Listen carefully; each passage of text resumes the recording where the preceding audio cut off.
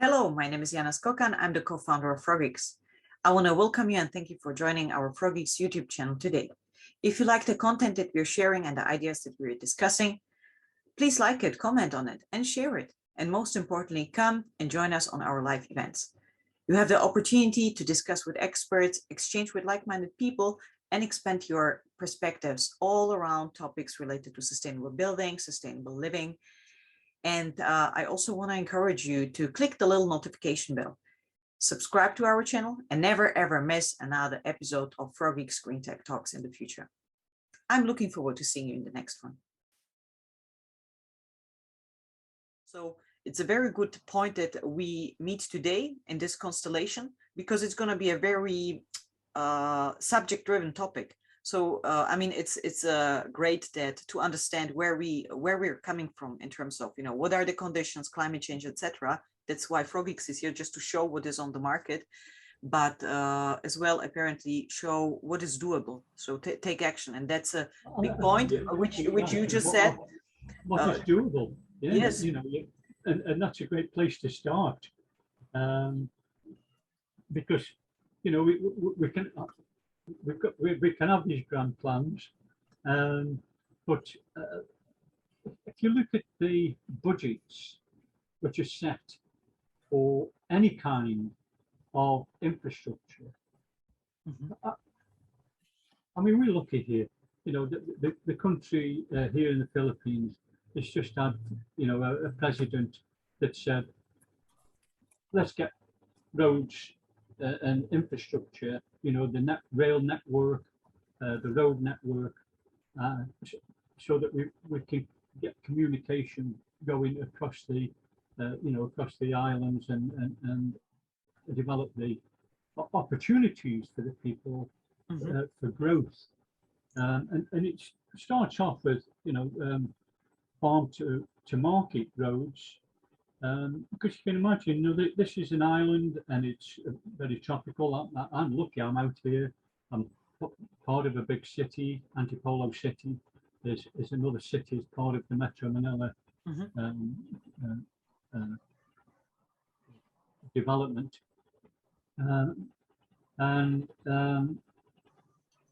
Where I live, it's what they call an executive village. It's we've still got jungle in the back garden, so there's still a lot of greenery here, even though you're on the peripheral of the city. It takes me about an hour and a half, maybe 2 hours sometimes, to get back into the city, into Makati or into Manila, where the offices are of the main consultants. So although we're 2 hour travel, it's worth the travel because it's such a nice place to be. It's nice and green. The air's a bit fresher. We're halfway up a mountain, and it's a beautiful place to be. But down at the bottom of the mountain, of course, because everybody's built on the mountainside, the water tears down the mountain because there's nothing to stop it anymore, and the poor guys at the bottom are inundated every time it rains. This is where infrastructure in developing nations has got a long way to go, mate. It's got a very long way to go. Yeah, it's rather sad, really, Chris. Sorry, Craig. Because they've got a real opportunity, because they're just starting to, put huge infrastructure development across the countries. And I'm not just talking about the Philippines. I'm talking about Southeast Asia generally. And when it's funny you say that, because apologies for my camera. It just won't work. Something's not right. At least we have a great picture. Also, people that will watch the replay, so that they know at least a little bit about the topic. And Craig, would you like to also share with us a little bit about why is it so important? Why stormwater is the thing that we should look at? I mean, I prepared some numbers and statistics in terms of, and it was a coincidence that John came to the call, and we started to discuss that Philippines is actually one of the top countries in terms of water usage per year. So I think in the 10 or top 15 countries in terms of water usage per capita. And we started to discuss all the topics around climate change, what is connected to pollution, flooding, all the disadvantages that you get if you don't think about what do you do with rainwater and manage it correctly. And John, please correct me. You just mentioned that currently what is being seen, and I would say it's a common thing in many countries. It's rather an afterthought than part of the concept planning of the project. So yeah, I would say. Yeah, please, let's jump into that. We've had a campaign. I've been running a campaign here now for nearly 10 years. And it's a very simple maxim. It just says, make room for the rain. Right. And if you just use that as part of your concept, you know, when you're planning a site or planning a highway and you're connecting cities together, you can't just keep laying all this concrete and tarmac without making room for the rain, because now you've covered that area in 95% impervious layers, and you've lost that water as well. You've lost the opportunity to make use of that water when it used to fall on softer finishes, shall we say. So yeah, you know, it's a simple maxim. You know, we should make room for the rain, because if we don't, it usually finishes up either up to here, or certainly not where we want it to be. So I was yeah, if I expand on that a little bit, one of the things that this whole journey that I've embarked on was initially about stormwater, but it's actually, once we developed the technology to address the situation and proved it at every level, the next problem was looking at water contamination at a global level. And the funniest thing is that I'm not a scientist. I'm a motor mechanic and a heavy rigger by trade, and I've never been in a helicopter, but I find myself in the position of being in a helicopter overlooking global water contamination. And there are there's 4 main ones, and there are 6 in total global contaminators that are man-made of our waterways and oceans that we have to address if we're going to win this war. It's not just stormwater. So You're absolutely right, Craig. Yeah, mate, stormwater is completely untreated. You can go into the drains in Malaysia, you can go into the drains in Paris, you can go to the drains in Perth, you can go to the drains in Singapore. Every single drain that's ever been installed is open to the elements from the day of installation. So that's 200 years of drains capturing waste, and in particular vegetative waste and hydrocarbons and heavy metals, and discharging it every time it rains. So that's why that's the major cause of our waterway contamination, wetlands, estuaries, rivers and lakes, and coastal oceans. The second major contaminator of our coastal oceans, and in some cases waterways, is agricultural runoff, which has been left completely. There is no solution for that whatsoever. Well, it's unregulated. There's a solution, Craig. You know, I mean, we have to get away from this. You know, there isn't a solution. There is a solution, and it's not regulated. For most of the things in our lives, there's regulations. Yeah. And yet for all the things that are going to affect us from a health and survival point of view, it's not regulated, you know, not in any kind of way which is enforceable. Well, and that's what it's failing. Yeah. Mate, and I'm going to get to that, because what you've brought up there is extremely important. So just let me identify the 6 first. So the third one is, so we've got stormwater, agricultural runoff, wastewater. Now, wastewater, 80% of the globe's wastewater that's produced from humans is being pumped into our waterways and oceans completely untreated, 80%. Then you go to the next one, which is the mining industry's reliance on tailing dams. And then you look at well, before we get to the last two, those first four issues have got one or two things in common. There are enormous amounts of water and there are enormous amounts of sediment, and there's no technology available to separate the two. So importantly, if you look at the water industry in the last 10, 15 years, it's all been about microfiltration. It's been about nanofiltration. It's about desalination. It's about drinking water. It's a little bit about wastewater. But in terms of the global contaminants, which are driven by mass water filtration, there's been no technology there that's changed in at least 60, 70 years.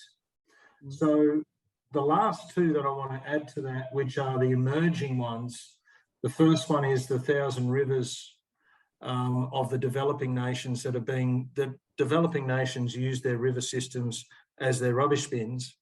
And the last one is the growing problem created by desalination brine. So they're the 6 things that we have to address. Now, what you just brought up is legislation is driven by politics. Politics, I believe, is driven by 2 things: science and number 2, public opinion. As for change, they are politics or public opinion, which drives people to vote against the politicians not doing the right things.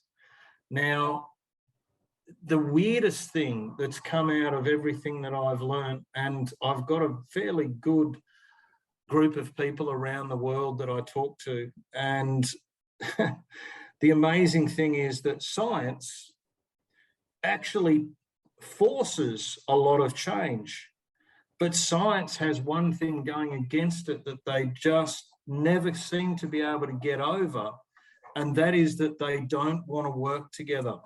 Collaboration in science is shocking. Collaboration in science is so bad that politicians manipulate university systems to not collaborate, which means it won't drive public opinion, which means it won't force them to act. We've got a choice. If we wait for the politicians to make the decisions that are going to create change for the better, we're all going to die before that happens. So somehow we've got to force, or we've got to show, not force, we've got to show science that ultimately they can save us, but it means they've got to work together. And there's 2 examples in all history of where science has actually worked together for the benefit of the global community. The first one was polio, and the second one is COVID. So it has been done, and we can do it. It's just a matter of getting in front of the right people. That everything I attack, John and Jana, I do it on a common sense rule. If that makes common sense, then the chances are it's going to work. If it doesn't make common sense, put it in the rubbish bin. There's not a lot of that around, Craig, I'm afraid. I mean, the other issue here, which and I was a lecturer at university for nearly 10 years in Manchester at Salford University as a lecturer. Hi, Michael. Sorry, John. Hi, Michael. Just see it pop up there. Hi, Michael. Come on board. So the political side is, in most countries, you've only got a 5-year window before everything changes, depending on whether it's the left or the right. And again, these two, although the wings belong to the same bird, they don't always fly in the same direction when they take over. And that can dismantle, a lot of work that people like you and I try to achieve. and influence, and suddenly that influence is gone and you've got to start all over again, and those people move on.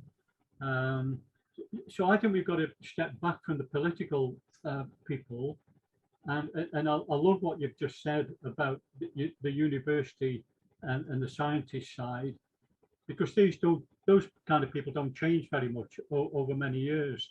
And if we could get them working together, then you've got a core of like-minded people driving something that could make the difference.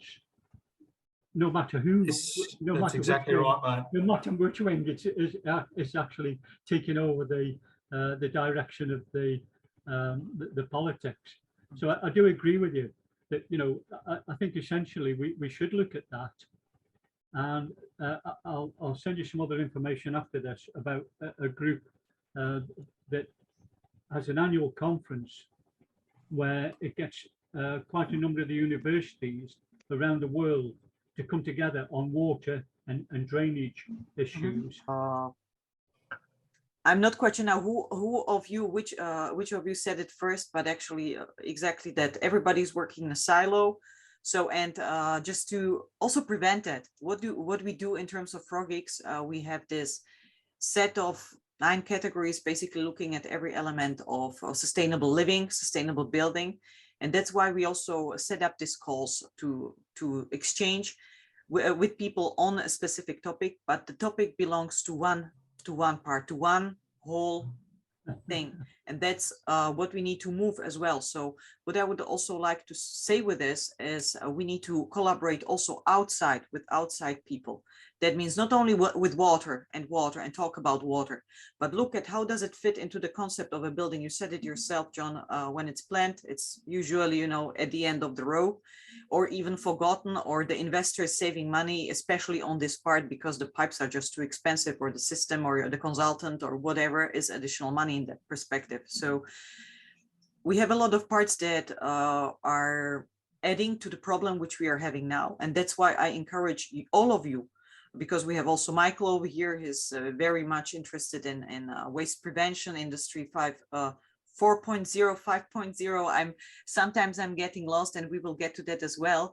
But that's why we need to collaborate also besides the subject, the field that we're working in now. I'm in marketing and communication, and I'm reaching out to you, gentlemen, and to other people, gentlemen and women, that are extremely experienced in their area, just sharing knowledge, having concepts, having super products that you can just share and bring out and make it accessible for people that are looking for solutions. They are already aware of the problem.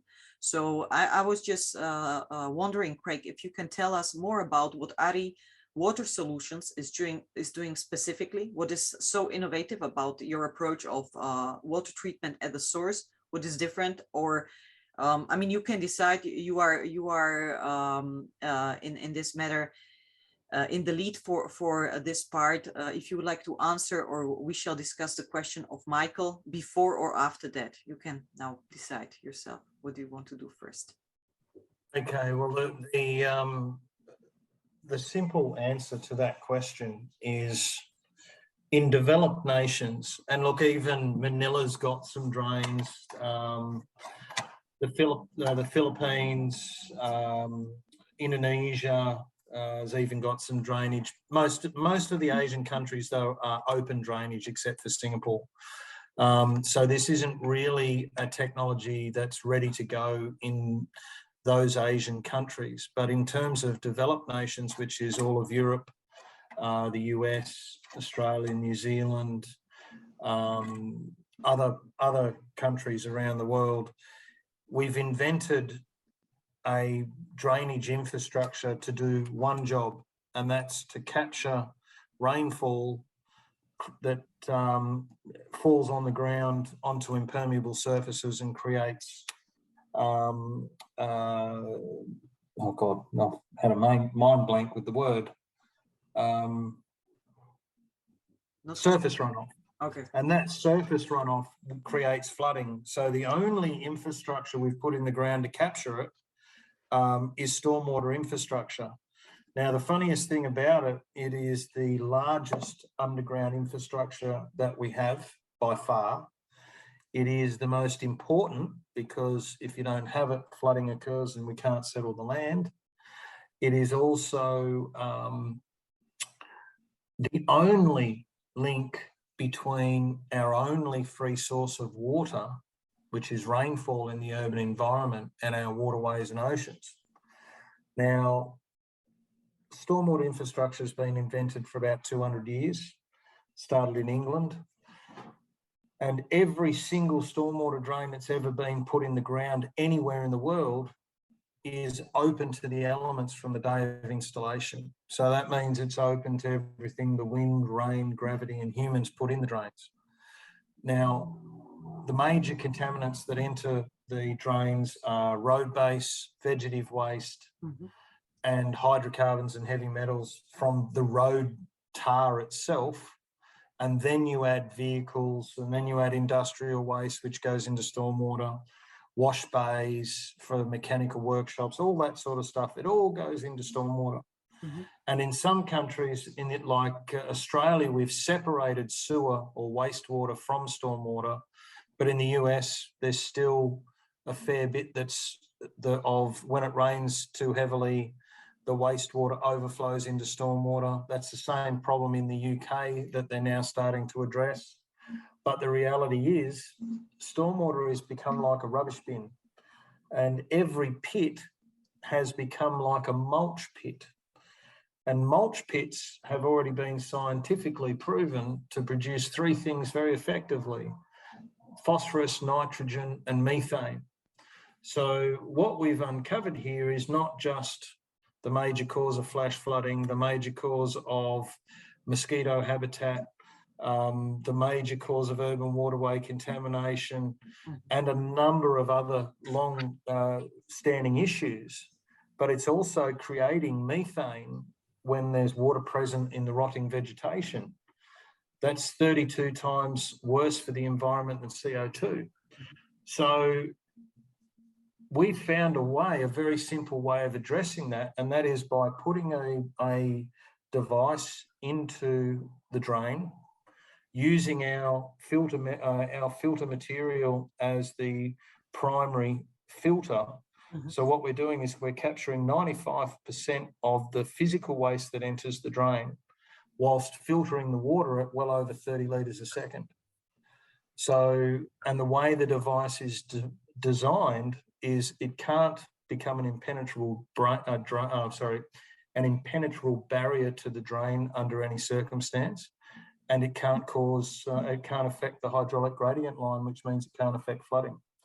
And I've tested this in snow conditions, ice conditions, heat waves, every condition you can imagine, different waste loads, different hydrocarbon loads. And that's why this has taken me 15 years to get to this point. So, but that's only half the battle. That was the easy half. The next half of the battle was then actually being able to find a way to service these things in a time frame that is very different to what existing technology does. So we've all seen a truck sitting next to a drain for half an hour, sucking out the crap out of a drain. Now that's a highly reactive process that's extremely costly, that only cleans the drain out at best once a year. Most councils do it every 5 years.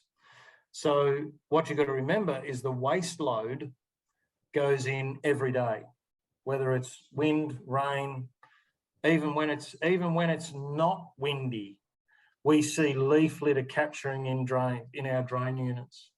So the reality is that cleaning it out once a year isn't going to fix the problem. It's just a reactive spend. So capture the waste, filter the water at the only openings into the system. So then we found a way to service it quickly. So from the time the truck pulls up to the time the truck leaves to go to the next drain is 5 minutes. Okay. And then the most important thing out of all of this, and this is something that globally I'm going to be pushing very hard, is that every kilo of waste that we create as a human race from now on we have to recycle it in some way. Mm-hmm. So the waste that we capture in the drains, two things: the road base is one of the major things. So tyres from trucks and cars, they wear off the road, it goes into the gutter, which then goes into the drain. It's got plastics in it, it's got hydrocarbons, it's got heavy metals, it's got all sorts of things, and it's got lots of stone and tar and tyre rubber and all sorts of things. We capture that, and then we give it back to the companies or we sell it back to the companies that make the roads, and we're reconstituting road base all of a sudden. So we put this unit into the freeways, and we put it into the big, heavy vehicle loaded roads.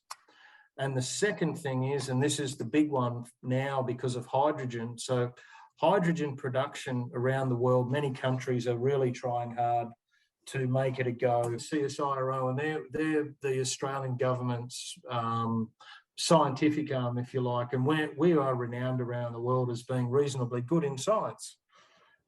So science is saying that hydrogen production is very difficult. It's very high pressure. It means all the best metals need to be used, and it's not highly efficient, really. But at the same time, if you produce methane, methane also produces hydrogen. Mm-hmm.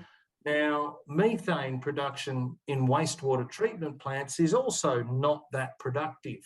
Mm-hmm. But if you take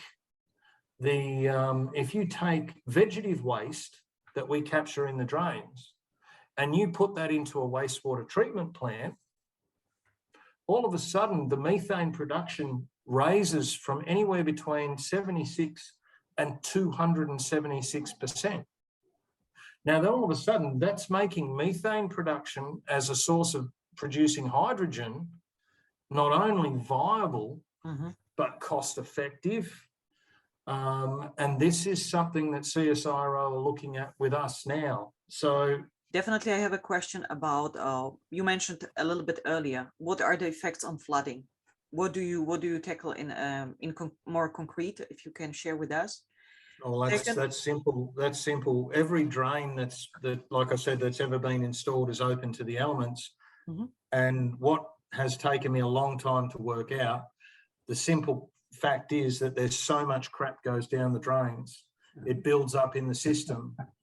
And basically, prior to climate change, we had steady rainfall.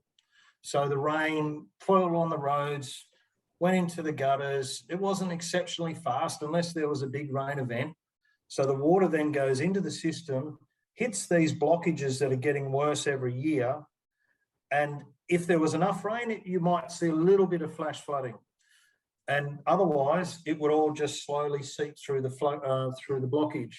If the blockage was so bad it wouldn't self-unblock, the councils or the municipalities would have to send trucks in to unblock it. That's how pit adducting and cleaning out of drains was invented.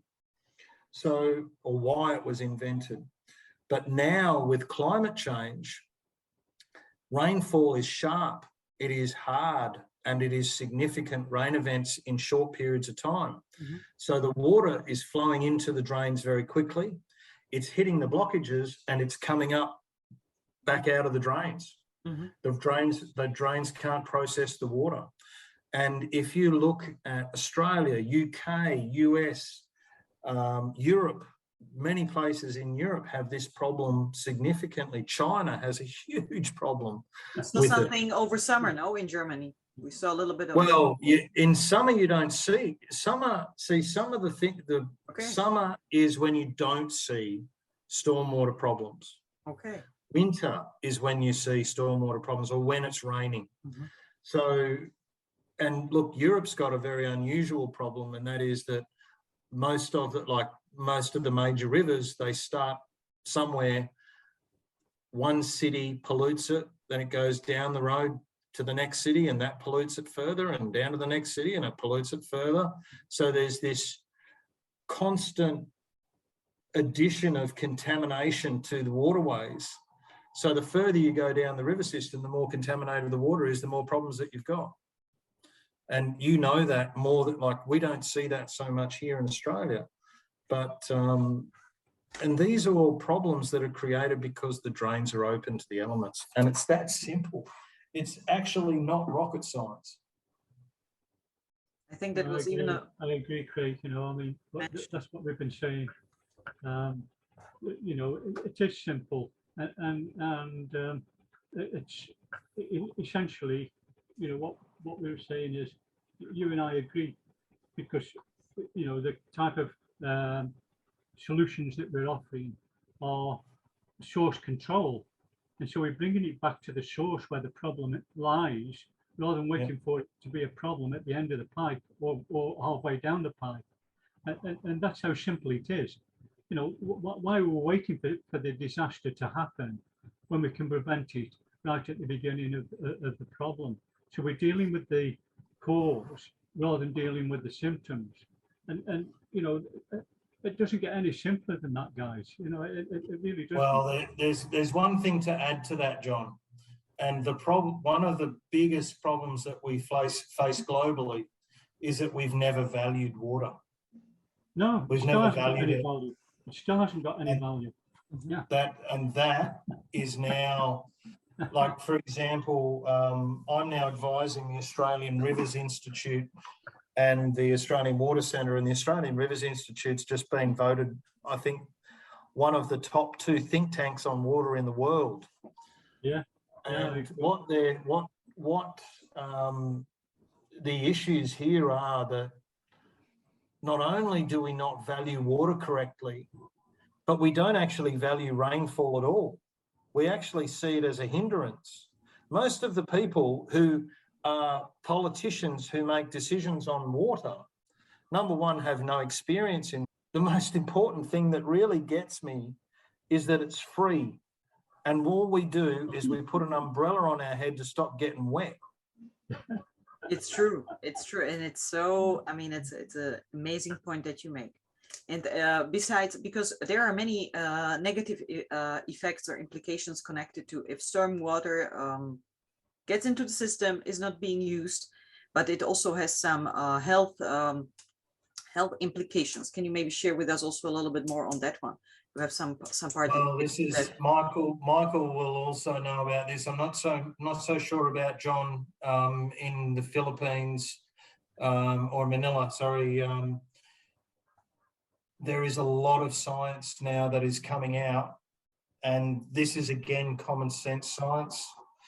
And I have got a lot of connections into this field because this is something that I think is going to be a major trigger for change, is that cyanobacterial blooms are now being considered as triggers for horrific human diseases such as dementia, Parkinson's, Alzheimer's, and motor neuron disease. Now, it is a neurotoxin. They have found disturbing similarities between, well, it all started off in Yugoslavia. I think 27 years ago was where they first found the first cluster. But they've now just identified a cluster in South Australia. In the US, they actually found hundreds and hundreds of dolphins that were dying in waterways that had these cyanobacterial blooms. And the Miami brain, so much so that the Miami Brain Bank in the US got wind of it, and they started dissecting the brains of these dolphins. And what they disturbingly found, because the human brain and the dolphin brain, they have a lot of similarities, is that the dolphins died with a scar tissue in a very, very particular pattern when they sliced the brains open. And what they found was that pattern was the same pattern that you find in a human brain that has died from dementia, Parkinson's, Alzheimer's, or motor neuron disease. So if you look at the top Parkinson's, the top motor neuron disease scientists here in Australia, they're now going, holy crap, we need to actually look at this really seriously. And Parkinson's, they're now starting to see very clearly that, and excuse me if I haven't got the percentages exactly right, but what they thought Parkinson's was handed down genetically, they've now worked out that it looks like it's maybe 10% genetic and 80% environment. And the way Parkinson's works that they're now starting to find out is that you breathe it in through your nose, it goes into your stomach, and it comes from your stomach to your brain. And this is what you breathe through your nose goes straight into your brain anyway, Craig. Mate, Yeah. and this is what's now concerning. This is now what's concerning motor neuron disease. The top motor neuron disease specialist in Australia has just come out and said, "Holy crap, we need to have a look at this. This is not good." And I can assure you, after traveling the world with this and looking at waterways and stormwater, agricultural runoff, stormwater runoff, and wastewater runoff are driving toxic algal blooms in every country around the world. And one of the things that people are missing with stormwater is that the contaminant load is unbelievable. And most of it is coming from the biggest environmental lie that humans have ever created, which is roads. Because bitumen emulsifies and constantly releases enormous contamination loads. And the second one is nobody really looks at the vegetative load. So Perth is a city of 2 million people. And before we've even started going mad planting trees, we know that there's somewhere between 6 and 7 million tonnes of vegetative load that ends up on 70% impermeable surface, of which the majority ends up in the drains. And there's your, like Perth, 1.2 million drains. That's 1.2 million mulch pits. And we wonder why our waterways are contaminated. And I challenge you all, and I love saying this because I spent a lot of time doing this. So there's my disclaimer. Find me a waterway, find me an urban waterway globally that's clean. Find me an urban waterway anywhere in the world in developed nations where stormwater infrastructure exists that's clean. Well, I think that, you know, I'll buy you dinner. if we don't, Good, we're gonna put this up on social media. Yeah, let's do it. Let's do it.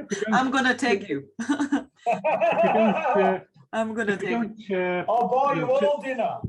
Good. if we don't I'm take gonna have to fly we don't over to take do it. notice of the COVID outbreak, there's one thing that's come out of this, and that is that infected aerosols do travel, right?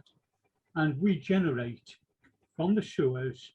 You can walk past the sewer and, you know, you can take a breath in, you can breathe it in, and when you've got a storm and you've got the sewer which is overflowing, like I say, most of the areas in Southeast Asia, it's combined sewers.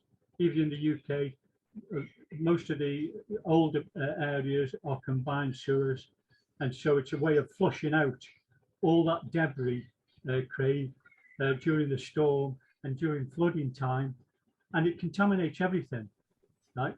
And I don't care how you want to see this, but when the rain splashes, it creates an aerosol. Yeah, it's like having a shower, guys.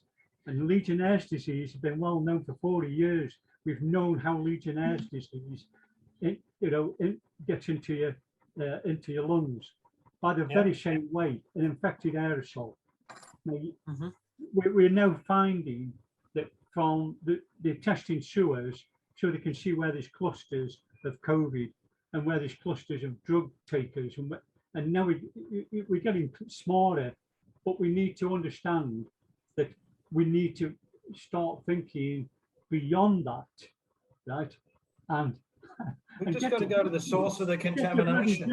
Otherwise, you know, whether you like it or not, we're 60% water as humans. Yeah, we rely on the sea to provide us with 60% of the air that you breathe. Now that's water. The sea and most of the land, most of the world is 60% water, 30% crap. And that's what we're doing to ourselves. We're now 60% water and we're 30% crap because we've, polluted everything on the bloody planet, basically. And if we don't get to grips with it and start cleaning up after ourselves and wiping our own asses, then it's just a one-way ticket, guys. It's a one-way ticket, and nobody is facing up to this, right? And if we don't, if we don't appreciate that most of the 60% of your hospitals, the 60% is wonderful stuff. 60% of your hospitals, hospital beds are occupied by people who've got some kind of water-related illness. Yeah, this is worldwide, and it's even worse in developing countries. Yeah. But in the US now, 1 in 4 people who go into hospital for major surgery die because of an infection they get in the hospital. Correct. 1 in 4. Correct. And so we're creating a monster. We've created a monster, and if we don't just step back and start tidying the mess up, then it ain't going to get any better, guys. And if you think about all the things you've just said, Craig, all the things you've said about what's in the drainage system, all the chemicals and the metals in there, just the chemical reaction is producing heat. Yeah, lots of heat. Okay, in the UK we've got -7, -8 at the moment, but generally the water going down the drain is not freezing, guys. And it's out to the river, and it's adding to the sea, the warming of the sea. Yeah? What would be also potentially an alternative is using the energy that is created by the wastewater, just in terms of electricity. Just use it in the system. So, but that's another discussion that we will be having with another gentleman on this topic who has a very nice solution, and it's being now tested, I believe, in the UK, in a brewery, which has certain amounts of heat and water flows that they need to reuse, recycle. So let's park that for the moment. We will have also another discussion on hydrogen in January, because I also see the time is running, so I'm not quite sure how much time you have. So I will definitely invite all 3 of you to the discussion on hydrogen, just to really emphasize on the topic. We need to collaborate. We need to do cross-functional and cross-subjectal discussions, just that we know what we can leverage in terms of energy and water and other topics, waste management, waste prevention, whatever there is, because it's all connected. We know it. That's the system. That's the problem what we are having. And in addition to that, we have some questions from Michael. So Craig, would you like to address those until we have still time? Because I'm not quite sure how is the time. I was wondering when we were going to hear from Michael. He's been very Michael, quiet. you can share the questions exactly. Unmute yourself and join the round. So Craig, we have spoken together. When I start, the others have no time to speak anymore. No. It was interesting discussion. I'm sorry to come late, but I have another meeting and the next one starts in a few minutes. But generally, one of the last questions, I am slightly confused, or I don't know the answer, whether even the rain is dirtier than before. We call the rain in my country, in Czechia, we call it generally acid rain. At least in the 80s, this name was used. Right now, we don't use it anymore because probably every rain is acid rain nowadays, unfortunately. But is one of the reasons of the pollution that even the rain is already dirty? Correct. Okay, no doubt, and this has been proven in parts of Europe, especially after Chernobyl. It's been proven in China, particularly in Beijing and the big cities, that the rain not only is polluted, but it also contains microplastic. So that we already know. But at the same time, if there is drainage infrastructure, it's like taking a rain that's, let's just say it's semi-contaminated, and putting it in through a rubbish and soil rubbish bin. Mhm. So it's then it's taking it from whatever state it's at and turning it into something that kills everything it touches. And we even see that from rain that's clean is transformed into a water that is so contaminated, it's actually considered a contaminated wastewater. Mhm. So to answer your question, rain, like now they've just found Arctic and Antarctic ice that's got microplastic in it. They've now found snow in Austria, right up in the top of the Alps. You know, up following the Himalayas, they've found plastic. Plastic is everywhere. That's something that we're going to have to deal with. Yeah. And we deal, funnily enough, the only place we're actually dealing with it effectively is with desalination, because membrane technology gets rid of it. But in terms, well, supposedly, and rainfall that is rainfall that's contaminated. Look, the one thing that everybody's missing, even if it is contaminated, it's free. It's our only free source of water. And we have spent, literally, we did some numbers on this, and Australia is a sparrow fart on the global footprint. Mm-hmm. Australia is literally 4% of my global market. We in Australia, of 20 million people, have spent somewhere in the vicinity of $5 trillion installing stormwater infrastructure for one job, to prevent flooding so we can settle the land. And then the rest has just been let go. And what we're now saying is, you've got this infrastructure in the ground. Rainfall's still falling. While it is, let's clean out the infrastructure, let's protect it at source, and then let's use that water. Some of it has to go back into river systems for self-flushing, but a lot of that water can be treated at minimal expense compared to desal and pumped into the ground to replenish aquifers. And this is what drives me, is that around the world we have used the global groundwater as a bank, but we've only made withdrawals, we've never put it back in. And there are whole cities that are sinking because of it. There are entire food bowls the size of small countries in Europe that are drying up.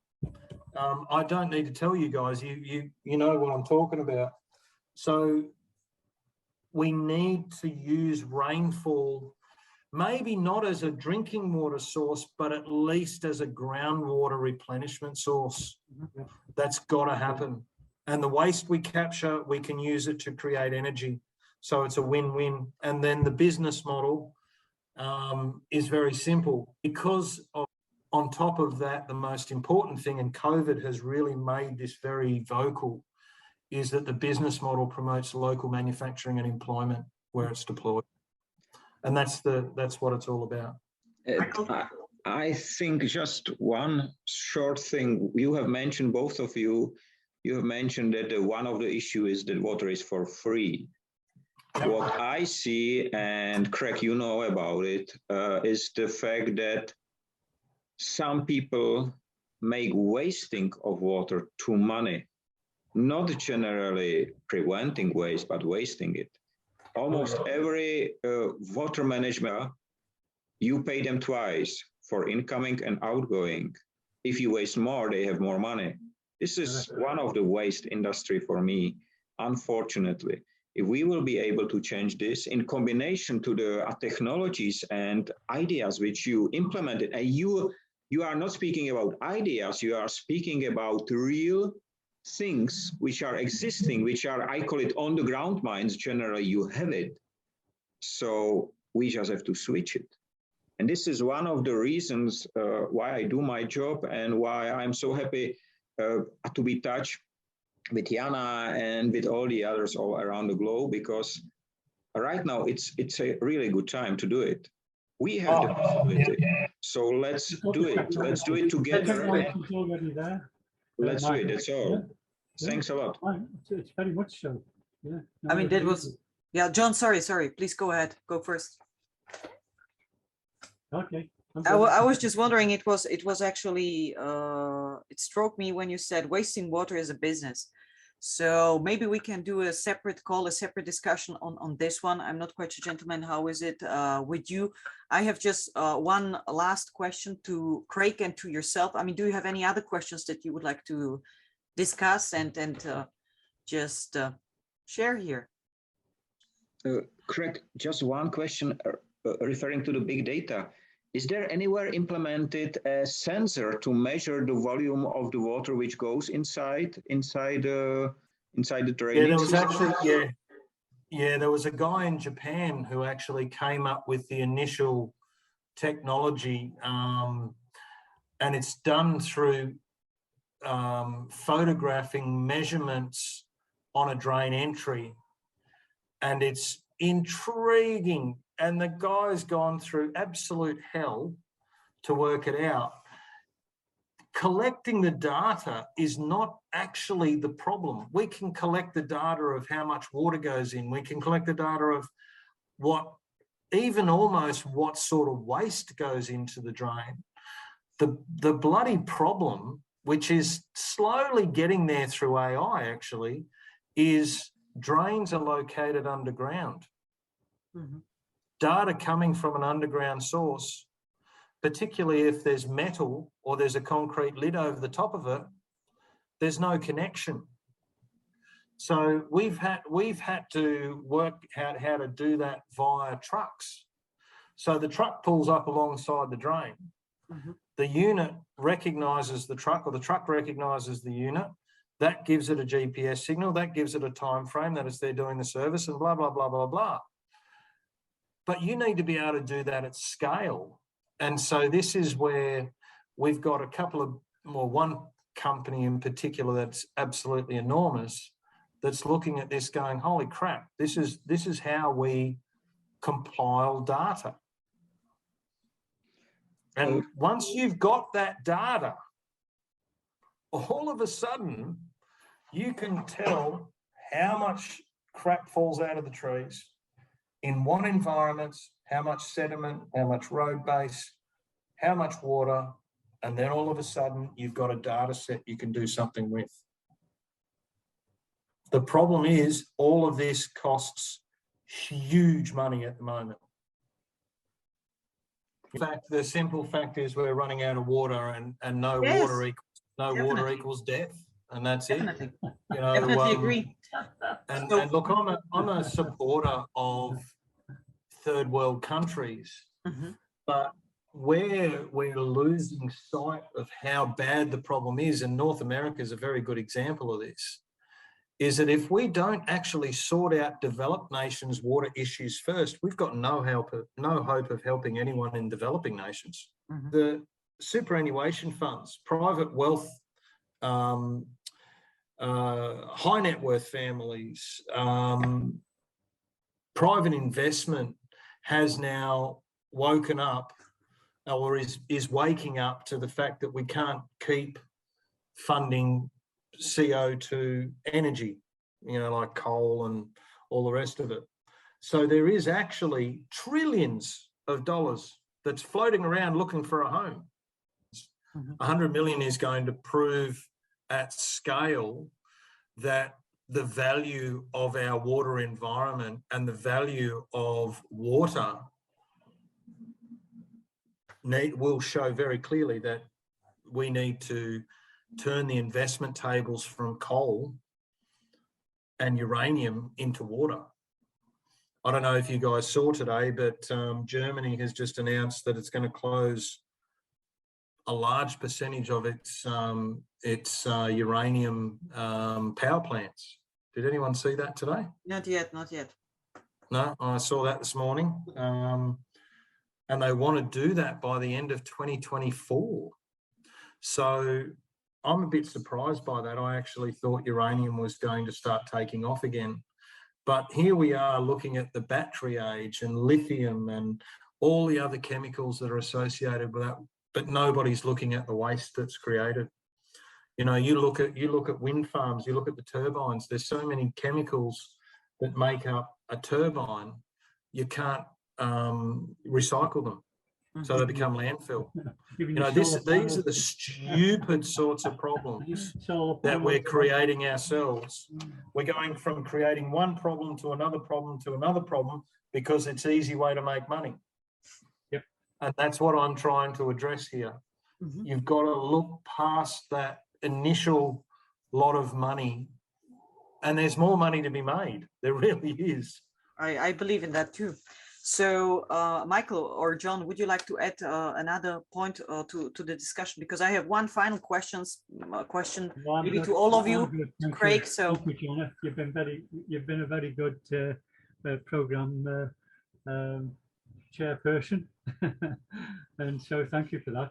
And you know, I've enjoyed, and thanks, Craig. You know, for keeping the gambit open. We need more of this type of webinars, you know, and meetings between like-minded people, so we can grow the network and get the message out there. Because, you know, people do work in silos, and you're absolutely right, Janet. If you look in every country, and you do, even here in the Philippines, I think there's 38 different departments, government departments here, that deals with all of the different water elements. And so you don't never ever get any joined up writing between any of them. They've all got their own budgets, they've all got their own agendas, and none of them, obviously, they're protecting their own empires, and so they're not going to talk to each other ever, because it means that they could lose some of their budget and some of their empire, and so that's not going to happen. And so again, there's no centralized, you know, there's no overarching focus on what we should be doing with water. And it's not just here, you know, in the developing nations. I've worked in the UK for 30 odd years, and it's just as crazy. I mean, you've seen what's happening with the Environment Agency there now. You know, we're polluting the rivers, and the water companies are getting away with poacher gamekeeper relationships that we've always had over the last 150 years, and we've not moved on, guys. And so we've got to get this platform, you know, elevated, and we need to get more public engagement, because people just turn the tap on, it disappears down the hole, and everybody's happy. And it's only when something interrupts that process do they get concerned. And I think people are getting concerned because they're getting flooded in areas that they never got flooded before. The water quality is being downgraded because obviously the pollution is a lot heavier. And so the quality of water coming through in distribution networks isn't quite what it used to be, or you know, safety is an issue. So distribution networks are aged, and we're not keeping up with any kind of development or renewal. And so the whole thing is starting to collapse. And I think this is what the public are concerned about. You know, we've seen it in America a little bit. When you look at the lead and the flint issue and all the other issues, you know, with the PFASs and so on, all the other contaminants that are modern chemicals that have been introduced from processes, none of those are even on the radar. Like, none of those pollutants and contaminants are even on the radar for removal. You know, they don't even tell us what the accepted levels are. We don't know what damage it's doing to us or to the environment anyway. And so we've got to elevate, you know, even if we have to do a COVID and bunk some scare tactics in there, we have to get the message across to the communities instead of us just taking what we're given. Because if we do that, we'll always end up with what we've got. And that's as simple as it is, guys. Exactly, that's not the way forward. So just to also Yeah, it's to your point, John. I would encourage you, gentlemen, whenever there is a discussion, I'm going to invite you to the calls on various topics, just to join in, to come in, to look with your perspective, what you can add, what you can challenge, what you can say doesn't work, or it should work better, or what's the potential, what's the opportunity, because this is how we get the word out. Yeah, no, it's great. Spread it, share it, and welcome your input in terms of comments. What was good, what was maybe not so good, and what would you like to suggest to change or to include for the future? And there was one topic when we have been talking about unifying all the activities which you are doing, which I am doing. There exists. It's called Industry 5.0. This is what I have created. Right? This is the umbrella. This is what United Nations spoke on October 19th. This is what European Union integrated. Today, they announce award. They are misleading generally. They are misusing the name of Industry 5.0. But even this misuse helped to promote it. And it exists. It is here. In 89 countries, there are ambassadors. The people who are ready to build wasteless world, and you are part of it.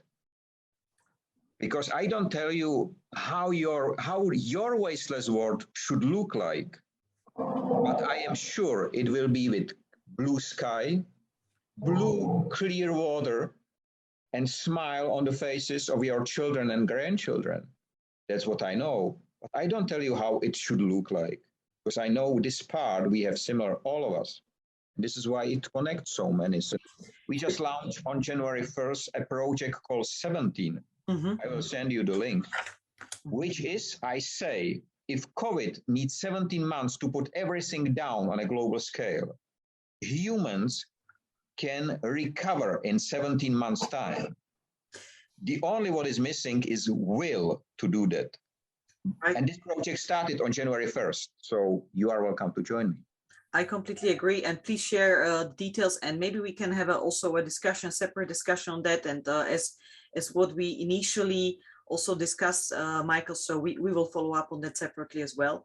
And I completely agree with you in that point, that humanity has many negatives as a species, many characteristics that are not very positive about us, but we have a very good thing. When we start to do something, we do it very good and very much. And you see that with the pollution. We do it until we basically bring ourselves to extinction. And that's what we need to do to reverse it. We need to start doing it and start hard on it.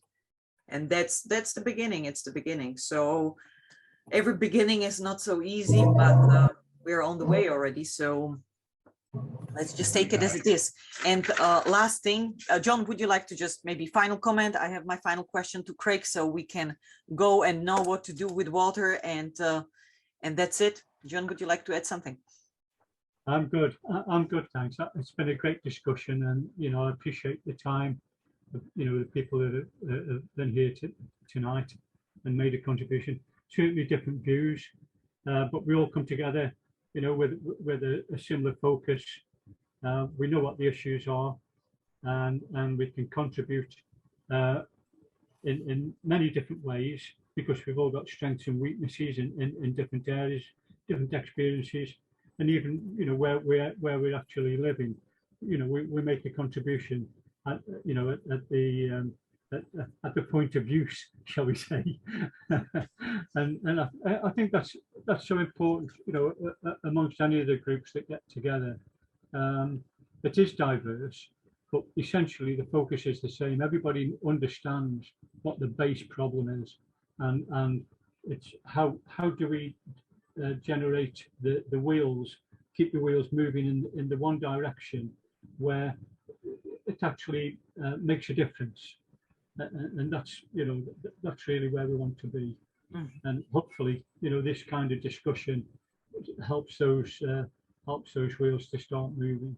Exactly. So thank you for thank you for joining, John, today. And my question, Craig, to you is, so for representatives of cities, of countries that are eventually listening to that or watching the replay at some point, or to some business owners that have the possibility, what they shall be looking at in terms of water management,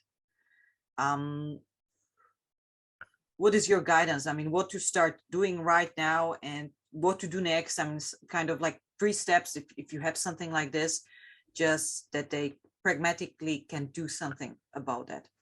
Well, it's quite simple. Governments need to acknowledge the 6 causes of mass water filtration, of mass water contamination. That's first, because once you've identified those and you've made them official, that's when you can start to address with legislation change. That's when you can start to putting budgets to them. You can start redirecting finances.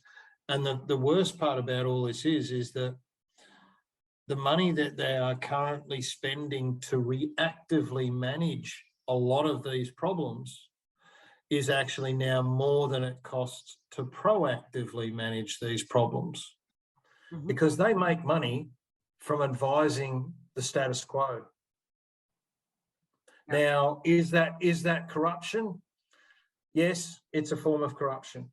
Is it the real corruption of the, at the drain drama? No, but it's worse because they are advising the councils and the governments to do stuff that does not fix the problem, they are actually stifling innovation. They're killing innovation. There's one thing that is driving me even more now. My son is 22, and at 19 years old, him and a couple of his mates, I actually did the fatherly thing, and we went and got half drunk, me and his mates together. I just wanted to see what they were like when they were drunk. And the sad thing that came out of that whole night, which I still relive very often, is that they said, Craig, why are we paying superannuation? Superannuation in Australia is like a forced form of saving from your wage, so that when you get to 60 or 65, you've got money to support yourself when you can't work anymore. And they said, why are we paying superannuation? Because your age bracket and granddad's age bracket killed the planet for us. We've got nothing to look forward to. So I sort of I was a bit angry about that at first, because I thought, well, hang on, it's not my bloody fault. But then I actually thought about it, and I realised that the last 3 generations in 60 years have taken the planet from being a usable entity of resource into a contaminated, running out of resource planet that's not going to continue to support the growth rate of population. We're talking by 2030, 10 billion people, or 2050, it might be 2050, 10 billion people. We can't support 8 billion people now. And the one thing, we don't need gold, we don't need diamonds, we don't need stainless steel, we need water, because we can't do any of it without water. And it's as simple as that. I agree. So in this matter, I think that was a very good conclusion. I would just kind of highlight the process which is gonna follow after this talk today. Thanks a lot to Craig for being here with us on the topic of stormwater management and all the elements connected to that. Thank you, John, for joining us in the discussion, for your valuable input also on the perspective of what are the challenges in terms of projecting infrastructure. What do you experience in the Philippines, etc. So that is also very much appreciated. And also, Michael, thank you for sharing with us what's the Industry 5.0 perception and perspective on the problem of waste connected to water management. So also for the listeners and for the viewers of this episode, we're going to have a series of other talks with experts from various areas all around sustainable building and living. So I'm going to be your moderator. I'm going to be with you during these sessions for the following weeks and months. So I encourage you to follow Frogeex.com. If you liked the session today, or if you have questions to one of the valued guests that we had today in the discussion, please share it with us. You can comment on either one of our social media channels or on LinkedIn or YouTube, whatever you come across first. And I'm looking forward to follow up on this discussion. Eventually have maybe more insights on pragmatic solution oriented discussion points that we can just maybe take action upon in different groups, in different action groups, because all of us have a network of people that are willing, want to take action. And we still are quite positive that, or at least I can say it from my side, that we are capable of doing a lot of good stuff as a species, as a group of people, as a network of people, as a community. And yeah, that's what we need to also challenge each other to do, just do more and do better, and be critical in a reasonable manner with the things that we're doing, so that we achieve the best results. So, gentlemen, it was a pleasure today to have you here. I'm looking forward to some feedbacks. We're going to have also some follow-up activities, amongst others, the challenge, the Clean Waterway Challenge, as Craig put it up. So looking forward to hear and see more of you, and see you in the next call. Have a great day. Thank you very much. Have a nice day, free of waste and wasting in all its forms. And stay safe, all of you. All the best. You too, Michael.